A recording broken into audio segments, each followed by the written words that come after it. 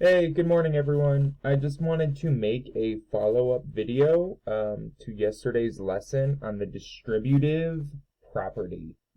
So there are two different types of distributive property problems. There are multiplying problems with a distributive property, and then there's also factoring. So these two categories are both kind of like the opposite of each other, okay? But they both relate back to this idea of the distributive property. So most often when you think of the distributive property, you think of this kind of problem, these multiplying problems where you have a factor or number on the outside with multiple terms inside of a set of parentheses.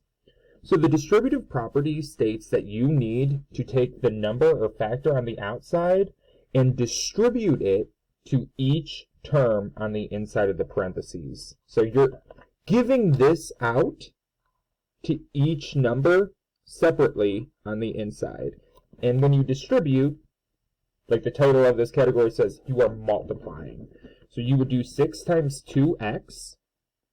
6 times 2 is 12, and there was also an x attached. And then you would also have to do 6 times 5 as well, 30. And this would be your answer. You can't do anything else with this because you cannot combine these numbers because this one has an x and this does not. So this would be your answer. And this should look awfully familiar because it's actually over here as well, which leads us to our second type of distributive property problem, which is factoring. So factoring is the opposite of what you do when you multiply. So when you factor, your first job is going to be to identify the GCF, which is the greatest common factor. So that means you look at your two terms and you say, what is the biggest number that both of these can be divided by? Okay, so if I think about it, I know they both can be divided by 2. They both can be divided by 3. But the biggest number they both can be divided by would be 6. So the GCF comes outside of the parentheses. You're pulling it out. And whenever you take the GCF out of a number, you need to divide your original terms by that GCF. So if I took 6 away from 12x, that would leave me with 2x. And if I pulled this 6 out of the 30, I would be left with 5. And if you see here, that should also look familiar because that was the original problem on the multiplying spectrum. So you can actually go back and forth between multiplying and factoring. They are just going in opposite directions, but you are going to see and be expected to do both, so they're really important.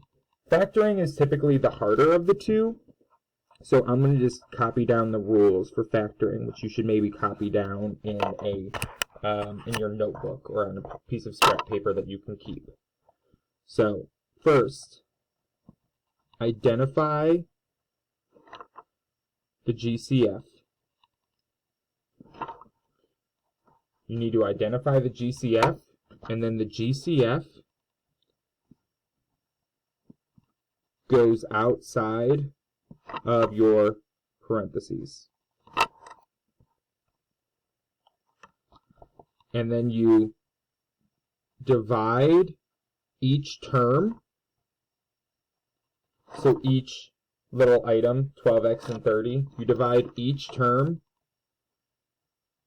by the GCF.